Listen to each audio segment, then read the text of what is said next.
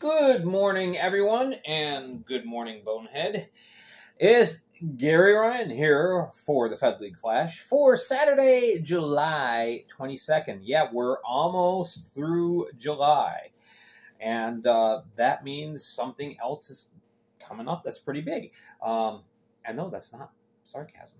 Oh, speaking of shirts, yeah, I recently ordered a bunch of T-shirts that feature the logos of several WHA teams, which WHA doesn't have anything to do with the Fed other than it's hockey. So actually, I think there is a similarity between WHA and the Fed in that it more resembles hockey, passion for the game, just fun. Not the same old stuffy. Anyway, okay. So going on that. All right. Big news. Well, I don't know, big news, but it's news. There are schedule changes, minor changes being made throughout the league, kind of step by step. The FPHL is working with teams to just kind of tweak things. No, there's not going to be any wholesale changes. There's not going to be like, well, Danbury's not playing Wytheville this year, but we'll fit a couple games in. No, that's not happening. But some dates are getting kind of switched, whether they be maybe home and homes are getting switched, like instead of home and away, it's away and home, or more regional opponents are kind of switching dates, things like that. I believe Carolina and Danbury have announced their tweaks, and Binghamton, there's been a couple of adjustments as well.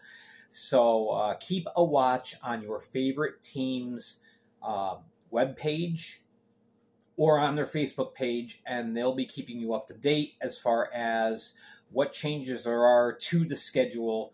Again, it's not going to be anything crazy, but just little changes here and there. So there's that. Before I forget, I want to give a shout out to Tricia Terwilliger Co.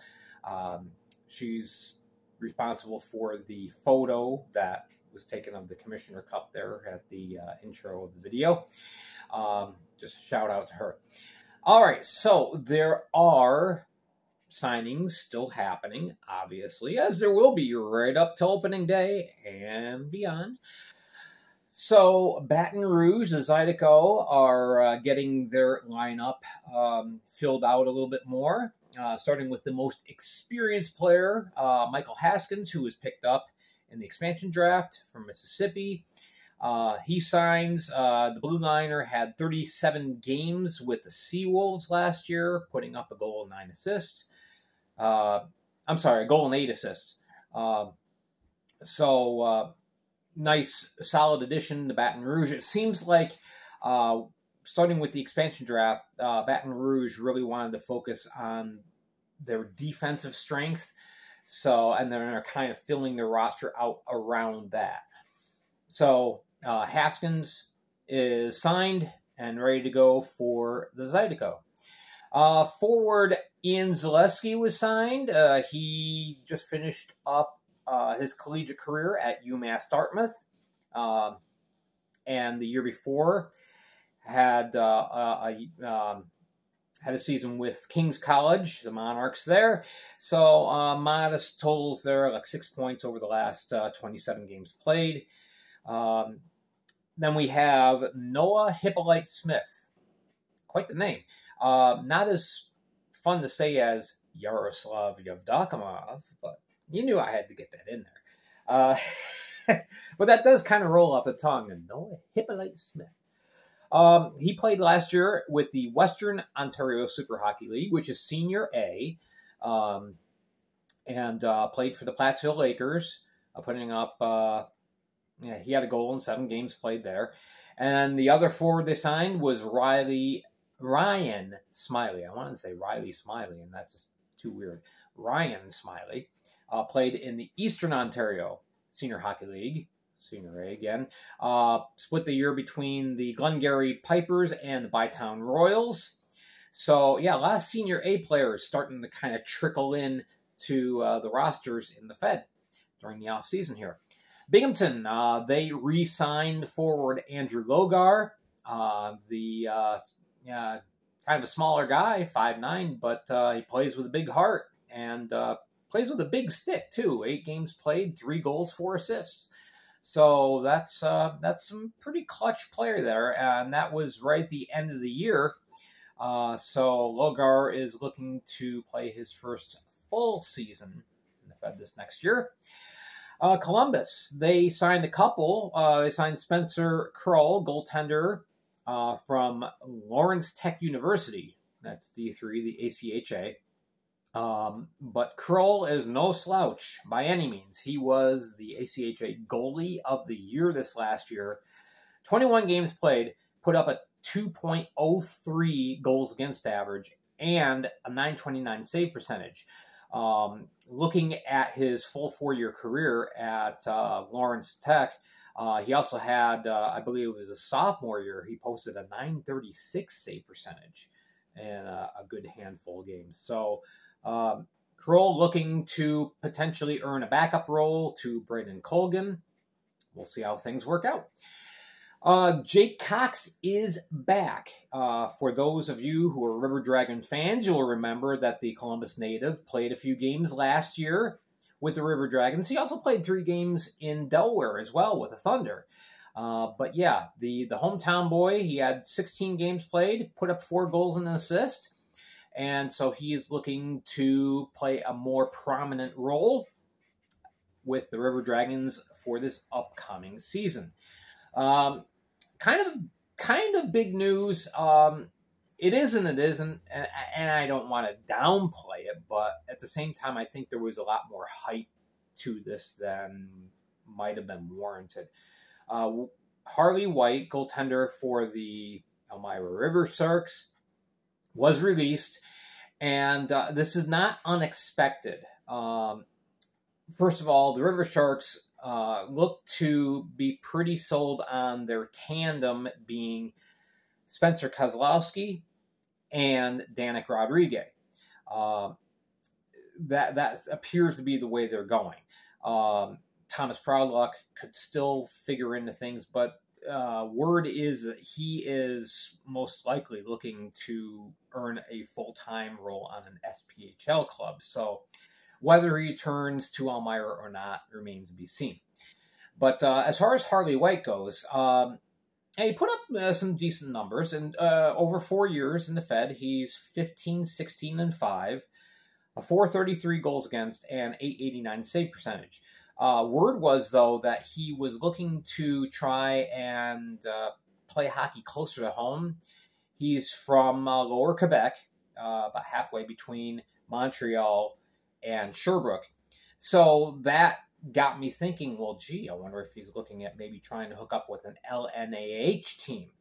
LNAH, for those of you who don't know, and I have to admit, I'm not real familiar with the league myself, but they are considered A-level hockey, maybe slightly below the Fed, but very close talent-wise.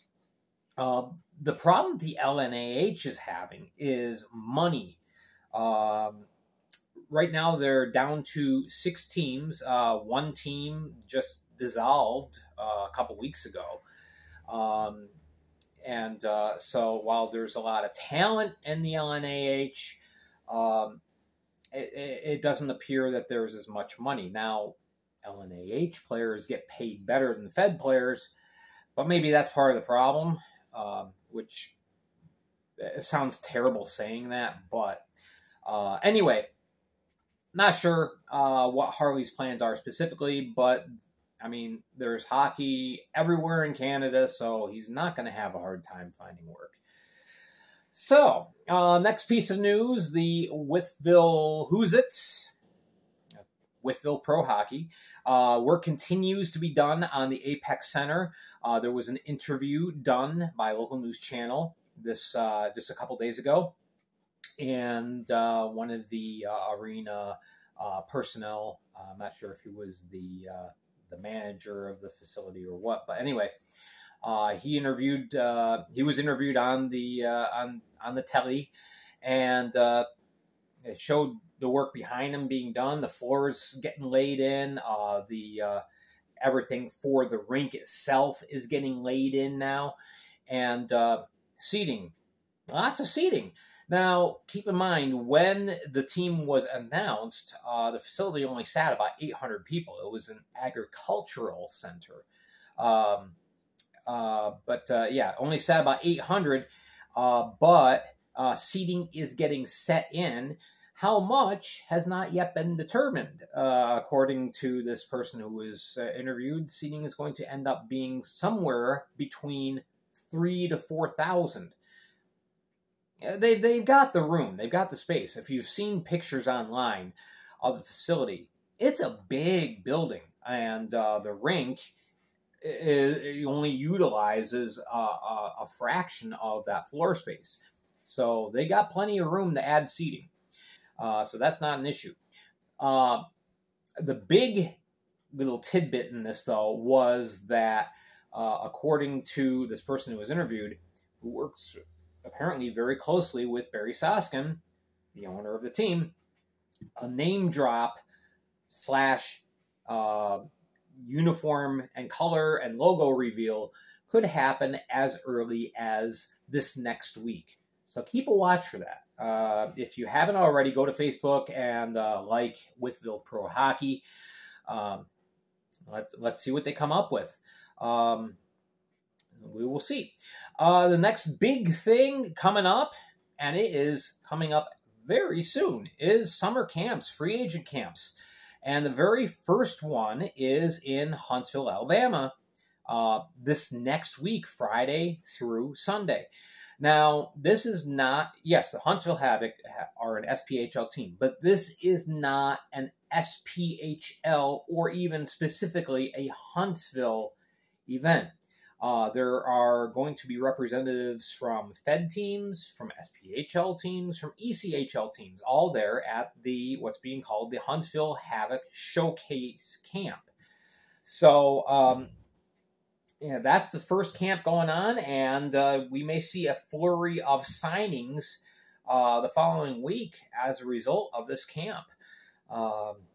So we will keep a very close eye on that. The next camp is the following week. This is the big one. This is the FPHL's main free agent camp, taking place in Elmira from Thursday, August the 3rd to Sunday, August the 6th. And 8 teams are going to have representatives from the Fed there, potentially signing players, and people finding jobs. So that's going to be the big camp. They're looking at anywhere around possibly 300 players or potential players at this camp. Next camp after that would be August 25th through the 27th. That is Binghamton's free agent camp that they are holding in suburban Chicago. Don't ask me to explain. I don't get it either, but it's happening. So now the difference with this camp as opposed to the main camp in Elmira is Elmira is going to have, again, up to 300 players trying out. Binghamton's camp is going to get capped at 50 participants. So it seems somewhat exclusive, but that is taking place. And then the final camp is in Knoxville, where the Ice Bears play for the SPHL. That's going to be October 4th and 5th. And my understanding is what I'm reading into this is this going to be more of an SPHL camp. So for the Fed, it's the next 3, really. But anyway, that's what's going on. So it's right around the corner. Hockey's getting closer. Hang in there, people. All right, hit like and subscribe down below. Give me a comment. Let me know what you think. Check me out on Spotify for Thursdays and on Facebook, the Fed League Flash. keep a watch there. I'm Gary Ryan. Thank you again so much for joining me. We will talk to you again soon.